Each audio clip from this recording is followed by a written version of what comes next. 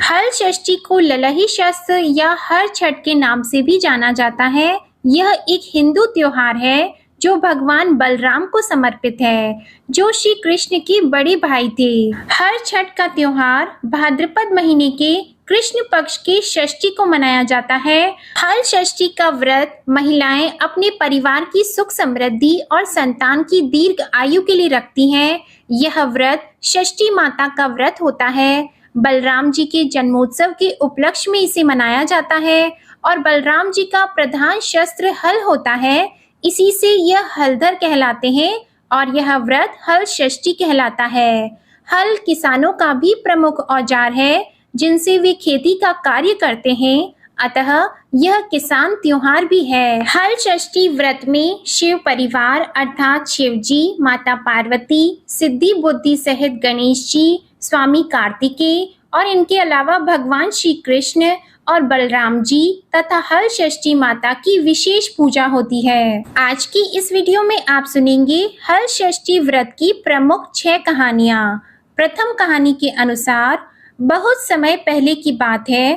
चंद्रव्रत नामक एक प्रतापी राजा था जिसका एक ही पुत्र था। राजा ने नगर के समीप एक तालाब खुदवाया था, परंतु उसमें जल नहीं रहता था। कितना भी जल भरा जाए तुरंत ही वह सूख जाता था। जलहीन तालाब को देखकर नगरवासी राजा को बहुत कोसते थे। राजा सदैव दुखी रहते और कहते थे कि मेरा धन और धर्म दोनों ही नष्ट हो गया है। एक दिन सपने में वरुण देव ने राजा से कहा कि हे राजा, यदि तुम अपने पुत्र की बलि दोगे तो तालाब जल से भर जाएगा।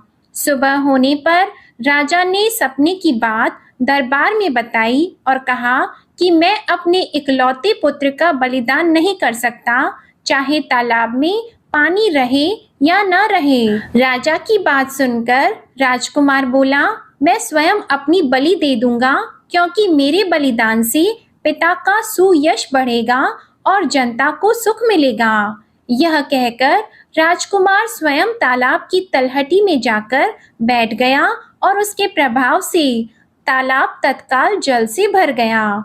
उसमें कमल के पुष्प खिल गए और सभी जीव जंतु बोलने लगे। राजा ने यह समाचार सुना और दुखी होकर वन को चले गए। वन में 5 स्त्रियां हल षष्ठी माता की पूजा कर रही थीं। राजा के द्वारा व्रत विधि पूछने पर स्त्रियों ने माता की महिमा का वर्णन किया, जिसको सुनकर राजा वापस लौट आए और रानी से कहा कि तुम भी हल षष्ठी माता का व्रत और पूजन करो। राजा की बात को सुनकर रानी उसी दिन से व्रत रखकर पूजा करने लगी, जिसके प्रभाव से कुछ समय बाद राजकुमार तालाब से बाहर आकर खेलने लगा। राजा यह सुनकर बहुत प्रसन्न हुए और राजकुमार को महल में ले आए। तभी से रानी हर वर्ष हल षष्ठी माता का व्रत करने लगी। बोलो हल षष्ठी माता की जय। अब आप सुनिए हल षष्ठी व्रत की दूसरी कहानी। उज्जैन नगरी में एक पुरुष की 2 स्त्रियां रेवती और मानवती थीं। भाग्य से मानवती के 2 लड़के थे, परंतु रेवती के कोई संतान न थी।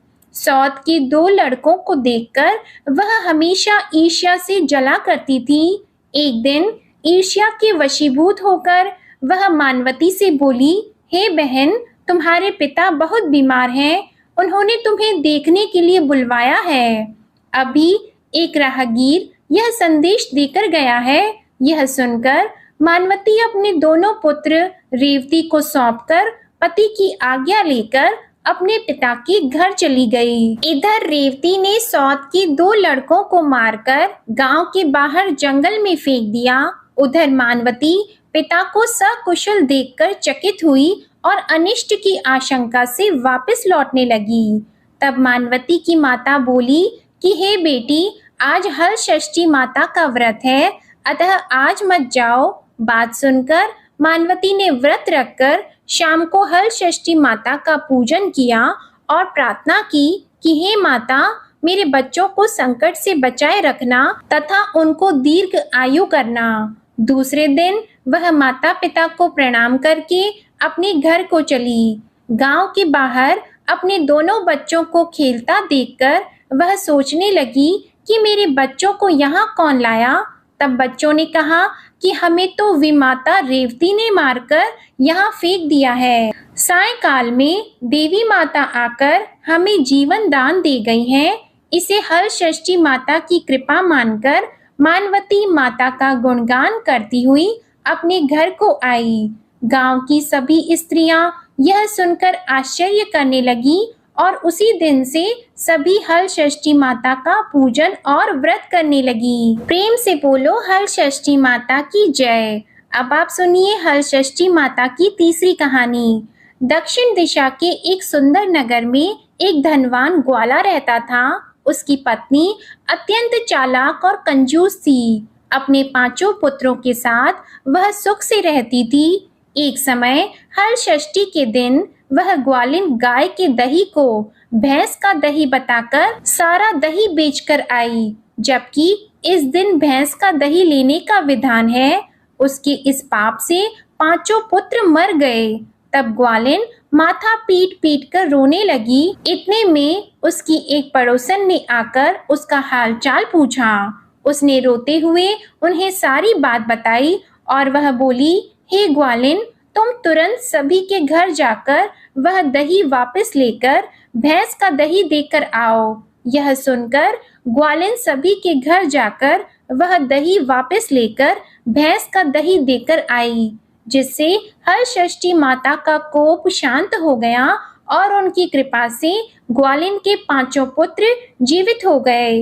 वह ग्वालिन भी उस दिन से हल षष्ठी माता का व्रत और पूजन करने लगी। अतः अब उसका जीवन सुखमय व्यतीत होने लगा। बोलो हल षष्ठी माता की जय। अब आप सुनिए हल षष्ठी माता की चौथी कहानी। दक्षिण दिशा में पहाड़ों के बीच सघन वन में एक गांव बसा हुआ था। उस गांव में एक धनी भीलनी निवास करती थी। उस भीलनी की एक दासी थी जो बड़े सुंदर स्वभाव की थी।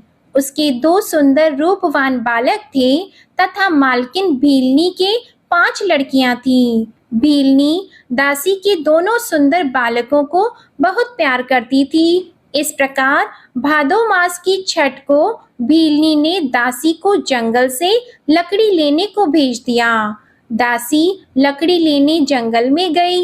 इधर उसके बच्चों का गांव के लड़कों से झगड़ा हो गया और उन्होंने दासी के बच्चों को मार डाला।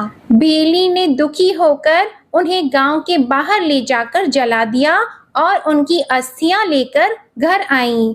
उधर दासी वन से लकड़ियां लेकर वापस चली तो नदी के किनारे मुनि के आश्रम में 5 स्त्रियों को पूजा करते देखकर उसने उन स्त्रियों के साथ बड़े प्रेम से माता की पूजा की और अपने बच्चों के कल्याण के लिए माता से प्रार्थना की। उसने माता के इस व्रत को सदा करने का संकल्प किया। जब वह लकड़ी लेकर वापस चली तो गांव के समीप पहुंचकर वह देखती है कि उसके दोनों बच्चे खेल रहे हैं। उसने दोनों बच्चों को प्रेम से गोदी में उठा लिया और अपने घर ले आई। मालकिन भीलनी ने यह देखकर चकित होकर पूछा। तब दासी ने माता के व्रत और पूजा का सब हाल कह सुनाया। माता के व्रत के प्रभाव को देखकर मालकिन ने भी व्रत करने का संकल्प लिया और वह भी सुखी हो गई। प्रेम से बोलो छठी माता की जय। अब आप सुनिए 5वीं कहानी। दक्षिण दिशा में एक अति सुंदर नगर था। उस नगर में एक धनवान बनिया रहता था। उसकी पत्नी बहुत उत्तम स्वभाव वाली थी, किंतु उसके पूर्व जन्म के पाप के कारण उसके 6 पुत्र हुए, परंतु एक भी जीवित नहीं रहा। इससे वह दुखी होकर वन में चली गई। वन में उसे एक तपस्वी मुनि मिले। वैश्य की पत्नी रोती हुई मुनि के चरणों में गिर पड़ी और मुनि के पूछने पर अपने दुख का कारण बताया।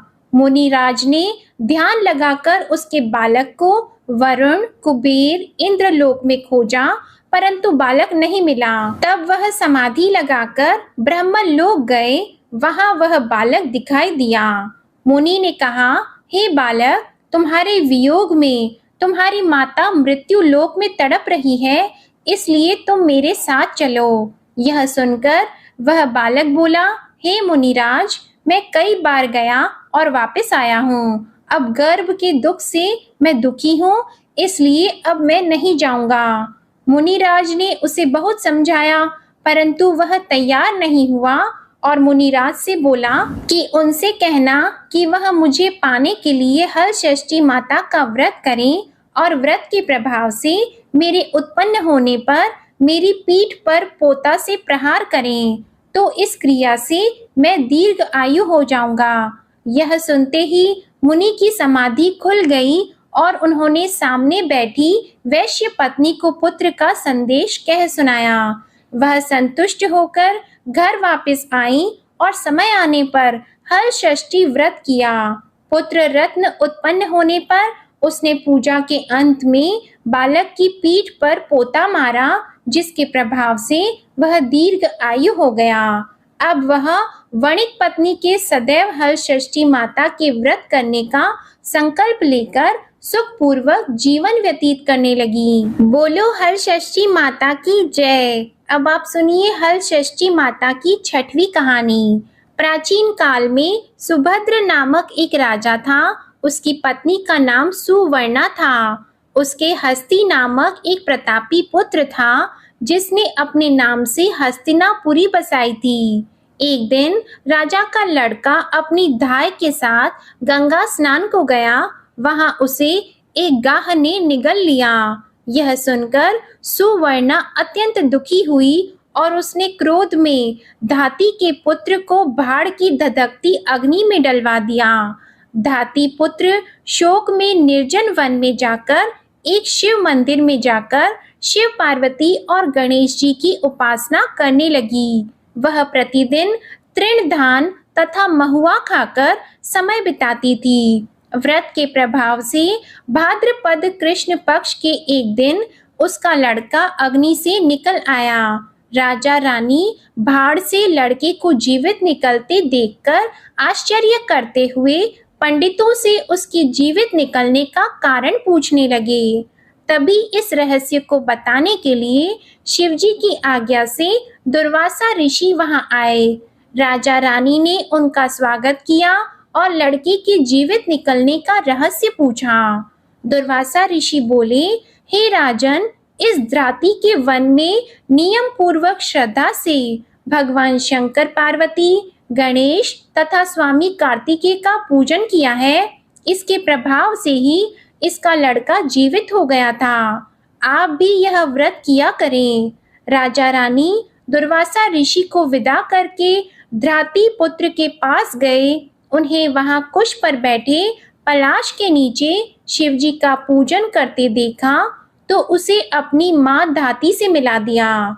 धाती ने राजा को बताया कि आपसे भयभीत होकर जिस दिन से मैं वन में आई थी, तब से केवल वायु भ्रमण करते हुए शंकर भगवान, पार्वती और गणेश तथा कार्तिकेय के पूजन में लगी रहती थी। एक दिन रात्रि में शिवजी ने स्वप्न में कहा कि तुम्हारा लड़का जीवित है, क्योंकि तूने श्रद्धा के साथ व्रत और पूजन किया है।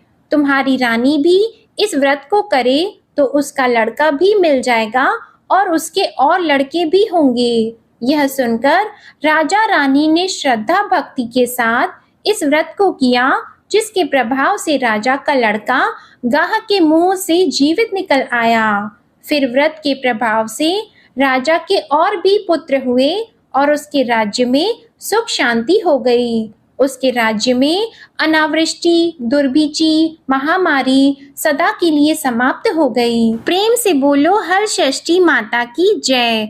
अब आप सुनिए हलषष्ठी व्रत की पूजा विधि। भादो मास के कृष्ण पक्ष की पंचमी के दिन इस व्रत का संकल्प करके दिन में एक बार भोजन करें और षष्ठी तिथि के दिन घर की सफाई करके आंगन को गोबर से लीपकर शुद्ध करें। नदी, तालाब या कुएं के जल से स्नान करके एक बार स्वच्छ वस्त्र धारण करके सौभाग्य के समस्त श्रृंगार से सुसज्जित होकर दोपहर के बाद सुंदर स्थान पर गौ के गोबर से लीपकर चौक बनाकर हर षष्ठी माता की मूर्ति बनाएं या कागज पर भैंस के घी में सिंदूर मिलाकर मूर्ति बनाकर पीढ़ा या कुश या पलाश के पत्ते के आसन में स्थापित करें और पूर्व मुख होकर इनकी पूजा करें। पूजा के स्थान पर बच्चों के खिलौने या पोता रखें। कलश तथा गणेश जी की पूजा करके श्रद्धा के साथ हर षष्ठी माता की पूजा करें। कृत्रिम तालाब बनाकर उसमें जल देवता वरुण जी का पूजन करके व्रत की कहानियां पढ़ें या सुनें। पूजा के अंत में महुए के पत्ते में जल से उपजे धान का प्रयोग करें और भोजन करें। उस दिन खेत या हल चली धरती पर न चलें। इस विधि को करके नारी अगर व्रत रखती है तो उसकी समस्त मनोकामनाएं पूर्ण होंगी और उनका जीवन सुखमय होगा। जय श्री कृष्णा, जय बलराम जी की, जय गणेश जी की और जय षष्ठी माता की। आप सभी को ये कथाएं अच्छी लगी हो तो वीडियो को लाइक करके चैनल को जरूर सब्सक्राइब करिएगा।